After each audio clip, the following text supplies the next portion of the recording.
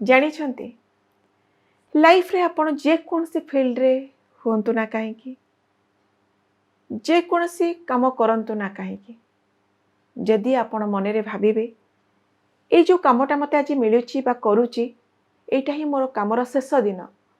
ଶେଷ ଦିନ କହିବାର ଅର୍ଥ ହେଉଛି ହୁଏତ ମୋତେ ଆଗକୁ କାମ ମିଳିବ ନ ମିଳିବ ମୁଁ ଜାଣିନି, ତେଣୁ ସେ ହିସାବରେ ଆଜି ହେଉଛି ମୋର ଶେଷ ଦିନ। ମୋତେ ଏ କାମଟାରେ ମୋର 100% ଏଫର୍ଟ ଦେବାର ଅଛି। ଆଉ ଯିଏ କାମଟାକୁ ଲାଷ୍ଟରେ ତର୍ଜମା କରିବେ ତାଙ୍କୁ ଯେମିତି ବେଷ୍ଟ ଆଉଟପୁଟ୍ ବୋଲି ମନେ ହେବ, ତାହେଲେ ଆପଣ ଯାଇକି ଆଗକୁ କାମ ପାଇପାରିବେ ବା ଆଗକୁ ଆପଣଙ୍କୁ କୌଣସି ନୂଆ ଦାୟିତ୍ୱ ଦିଆଯାଇପାରିବ।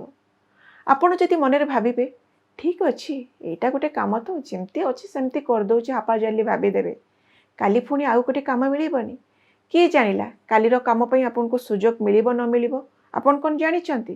କାରଣ କାଲିର କାମ ପାଇଁ ଆଜିର ଦିନ ହିଁ ଡିସାଇଡ୍ କରୁଛି। ଆଜିର କାମଟା ଯଦି ଅନ୍ୟମାନଙ୍କୁ ପସନ୍ଦ ଲାଗିଛି, ଅନ୍ୟମାନେ ଯଦି ଆପ୍ରିସିଏଟ୍ କରିଛନ୍ତି କାମଟି ଉପରେ, ତାହେଲେ ଆପଣ ଆଗକୁ କାମ କଣ୍ଟିନ୍ୟୁ କରିପାରିବେ। ଆଉ ଯଦି ଭଲ ଲାଗିନି ତାହେଲେ କାମଟି ଆଉ ମିଳିବନି ନା।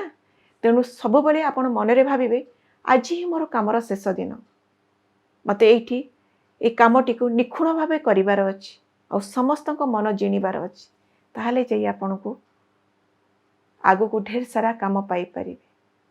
ଜୟ ଜଗନ୍ନାଥ ସାଙ୍ଗମାନେ, ଆଜିର ଦିନଟି ଆପଣ ପାଇଁ ଶୁଭମୟ ହେଉ, ଏହା ହିଁ ମୋର ଭଗବାନଙ୍କ ନିକଟରେ ପ୍ରାର୍ଥନା।